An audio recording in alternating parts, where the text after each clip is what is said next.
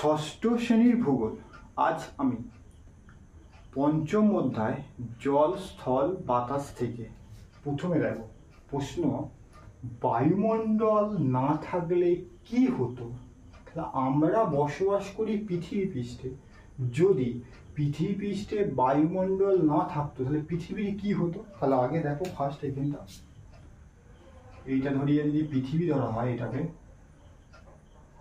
এটাকে ধরলাম আমি পৃথিবী। পৃথিবী পৃষ্ঠের উপরিভাগে কত কিলোমিটার? 10,000 কিলোমিটার। এটা হচ্ছে 10,000 কিলোমিটার। এইখান থেকে এর গ্যাপ হচ্ছে কত? তাহলে বায়ুমণ্ডল হচ্ছে 10,000 কিলোমিটার। হয়েছে? এইখানে পৃথিবীতে বায়ুমণ্ডল আছে একটা, আর একটা আমি আঁকলাম এখানে আর একটা পৃথিবী।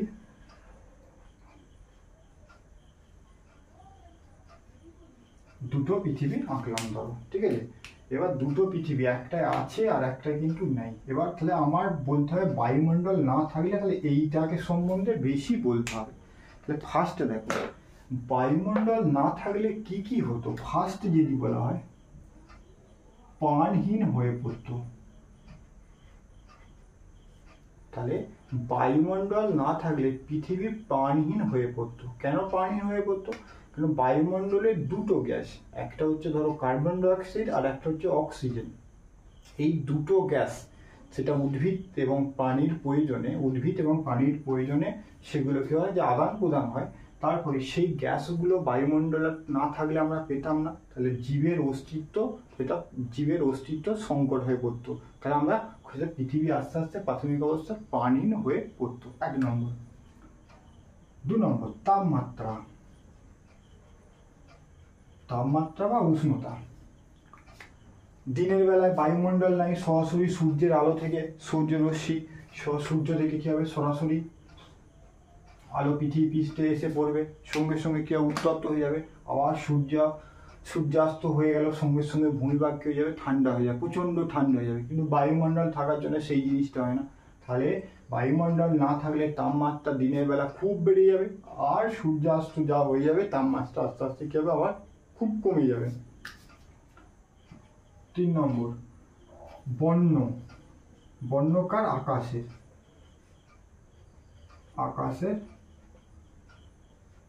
বর্ণ। বায়ুমণ্ডল আছে বলি বা বায়ুমণ্ডলের মধ্যে ধূলিকণা দ্বারা সূর্যের আলোরশ্মি বিভিন্ন দিকে প্রতিফলিত বিচ্ছুরিত হয়ে আকাশের বর্ণ আমরা নীল দেখি। যদি বায়ুমণ্ডল না থাকতো তখন আকাশের বর্ণ আমরা দেখতাম কি, কালো বর্ণ দেখতাম, যেটা আমরা দেখতে পাচ্ছি না শুধুমাত্র বায়ুমণ্ডল আছে বলি। 4, তাহলে উল্কাপিণ্ড। বুঝছে?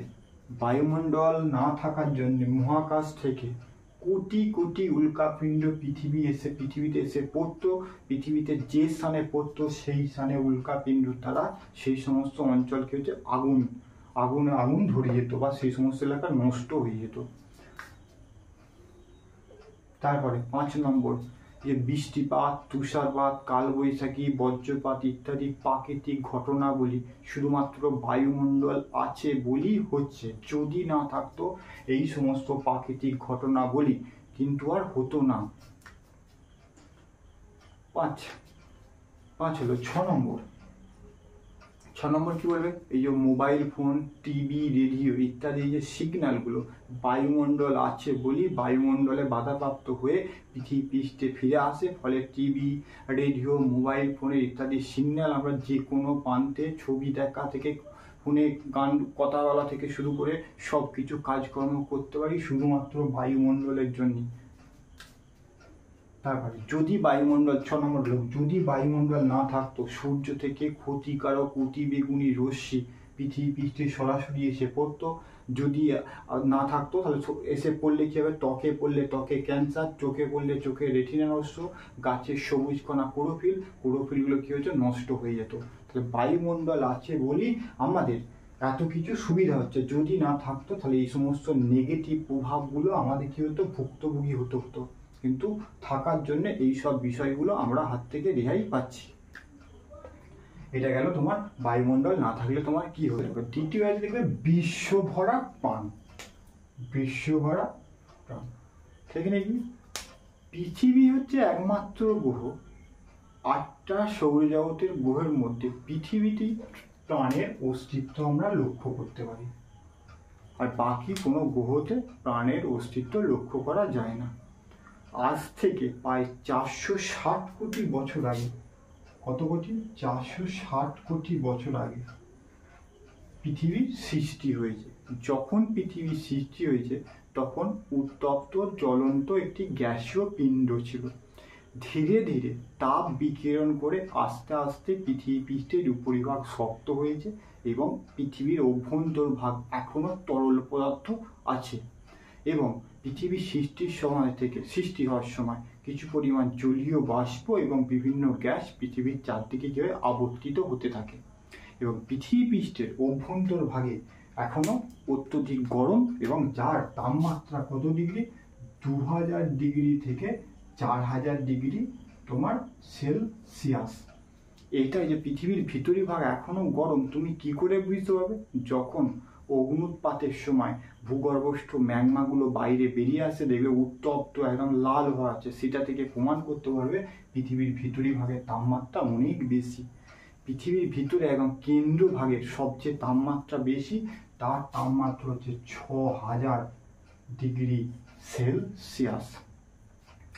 সৌরজগতের অন্যান্য গ্রহের মধ্যে কোনো প্রাণের অস্তিত্ব দেখা যায়নি, শুধুমাত্র পৃথিবী হচ্ছে একমাত্র গ্রহ যেখানে প্রাণের অস্তিত্ব লক্ষ্য করা যায়। তাহলে বিশ্বভরা প্রাণ, তাহলে কোথায়? বিশ্বভরা হচ্ছে পৃথিবীর মধ্যে।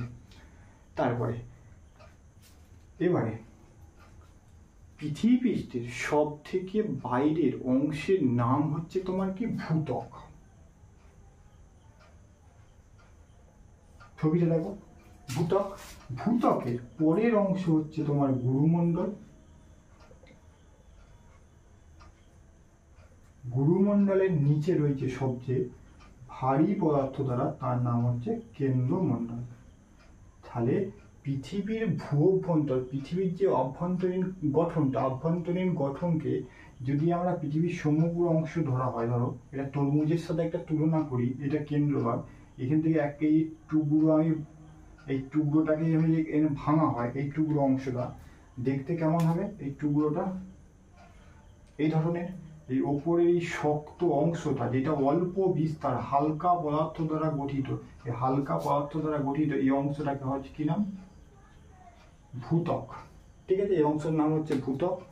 আর পৃথিবীর একদম কেন্দ্রের ভাগে যেটা ভেতর দিকে এই অংশটা করা হয়, এই অংশটা পৃথিবীর এই অংশটা, এটা হচ্ছে তোমার কেন্দ্রমণ্ডল। এই অংশটা হচ্ছে কেন্দ্রমণ্ডল। আর মাঝে যেই অংশটা আছে সবচেয়ে বেশি বিস্তার, সেটা হচ্ছে তোমার গুরুমণ্ডল। সেটার নাম হচ্ছে তোমার গুরুমণ্ডল। তাহলে পৃথিবী পৃষ্ঠের ভূঅভ্যন্তরভাগে যদি গঠন আমরা আলোচনা করি, পৃথিবী পৃষ্ঠের উপরিভাগের নাম হচ্ছে এক ভূত্বক। ভূত্বকের নিচে সবচেয়ে বেশি অংশ স্থান দখল করা আছে গুরুমণ্ডল। সবচেয়ে ভারী পদার্থ দ্বারা সবচেয়ে ভূঅভ্যন্তরের কেন্দ্র ভাগে আছে, তার নাম হচ্ছে কেন্দ্রমণ্ডল। এবারে আমরা আলোকপাত করব পৃথিবী পৃষ্ঠের উপরিভাগের যে মণ্ডল, তাহলে 3 নম্বর হচ্ছে শিলামণ্ডল। শিলামণ্ডল বা ভূত্বক সম্পর্কে আলোচনা করব। তাহলে পৃথিবী পৃষ্ঠের বাইরের সবচেয়ে হালকা পদার্থ দ্বারা গঠিত যে কঠিন অংশ পৃথিবীর, সেই কঠিন অংশটির নাম হচ্ছে কি মণ্ডল? শিলামণ্ডল। কেন কঠিন অংশ? এইটাই হচ্ছে পৃথিবী পৃষ্ঠের বাইরে বাতাসের সংস্পর্শে এসে উপরিভাগটা কিছু শক্ত হয়ে গেছে, এবং শক্ত আর উপরিভাগে সবচেয়ে হালকা পদার্থ দ্বারা গঠিত, তার নামই হচ্ছে শিলামণ্ডল। এবার শিলামণ্ডলে আমরা কি জানি? পৃথিবীর 3 ভাগ জল আর 1 ভাগ স্থল। তাহলে 1 ভাগের স্থলভাগের মধ্যে হচ্ছে শিলামণ্ডল পড়ছে। এবার শিলামণ্ডলের ওইখানে দেখবে তোমাদের বইয়ে পাঠ্য বইয়ে কতগুলো গুরুত্ব দেওয়া হয়েছে। গুরুত্ব, তাহলে শিলামণ্ডলে কি কি গুরুত্ব আছে? শিলামণ্ডলগুলোই ক্ষয়প্রাপ্ত হয়ে চূর্ণ বিচ্ছিন্ন পদার্থগুলো রেগোলিথ বলা হয়। এই রেগোলিথের সাথে জৈব পদার্থ মিশে সৃষ্টি হচ্ছে মাটি। জৈব পদার্থ সৃষ্টি হচ্ছে কি? মাটি, যার উপরে কি হয়? মানুষজন, ঘর বাড়ি ইত্যাদি সবকিছু কাঠামো, যে গঠন এবং চাষবাস সব কার উপরে হচ্ছে? মাটির উপর। আর মাটি থেকেই উদ্ভিদে তার পুষ্টি, রস, পুষ্টি সব কিছু সংগ্রহ করছে কোত্থেকে? মাটি থেকে। 2 নম্বর হচ্ছে জীবাশ্ম জ্বালানি।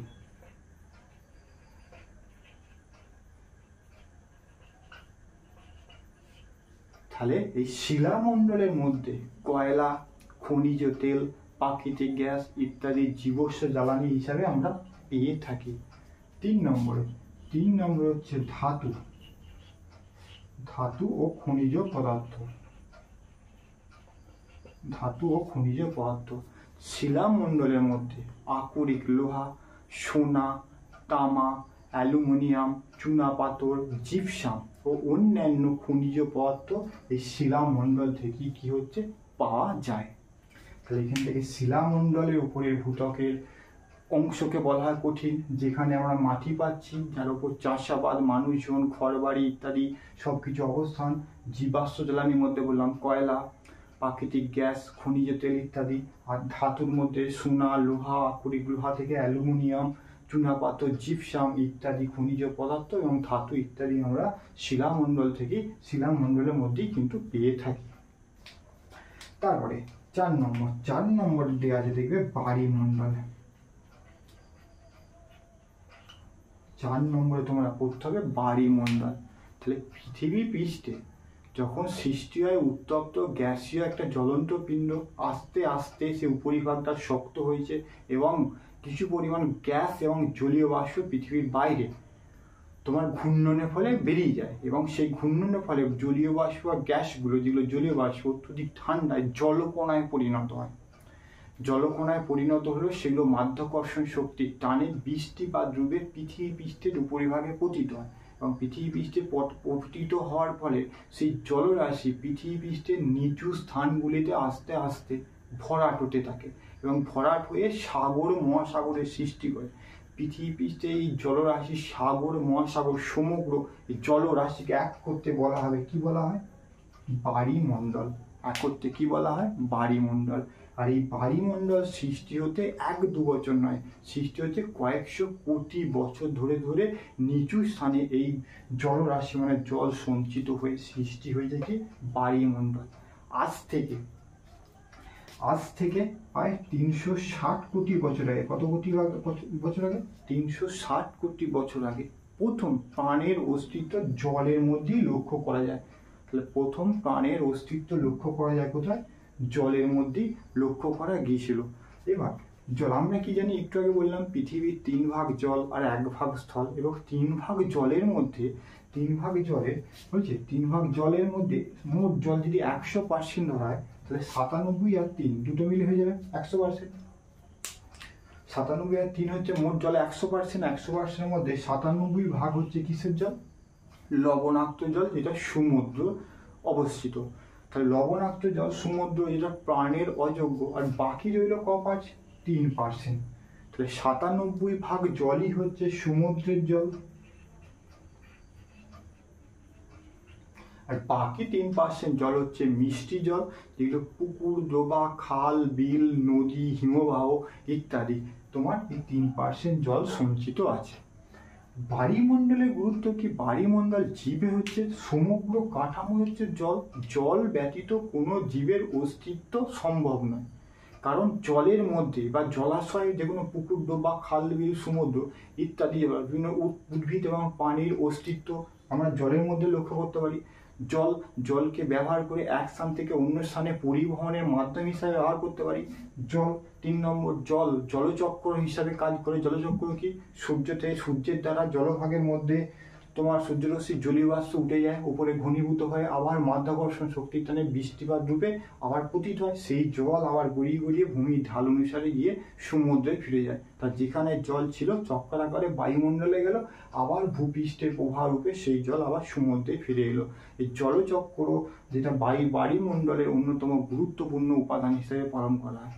এছাড়াও জলের মধ্যে বিভিন্ন খনিজ লবণ আমরা জলের কোথা থেকে পেয়ে থাকি? এই জলমণ্ডল বা বায়ুমণ্ডল থেকে আমরা পেয়ে থাকি। এবারে সর্বশেষে বলবে পৃথিবীর যে 3 ভাগ জল আর 1 ভাগ স্থল বললাম, এবার মহাকাশ থেকে পৃথিবীকে দেখতে নীল বর্ণের বলে পৃথিবীকে বলা হবে কি গ্রহ? পৃথিবীকে বলা হবে নীল গ্রহ। কেন নীল গ্রহ বলা? পৃথিবীর 3 ভাগ জল আর 1 ভাগ স্থল, মহাকাশ থেকে পৃথিবীকে দেখতে নীল বর্ণের বলে পৃথিবীকে বলা হয় নীল গ্রহ। তাহলে আজকে আমরা এই পর্বে বায়ুমণ্ডল না থাকলে কি হতো সেটা জানলাম, তারপরে জানলাম বিশ্বভরা প্রাণ জিনিসটা কি, আর এখান থেকে জানলাম শিলামণ্ডল, পৃথিবীর ভূঅভ্যন্তরে কটা ভাগ, আর তার সাথে সর্বশেষ বায়ুমণ্ডল।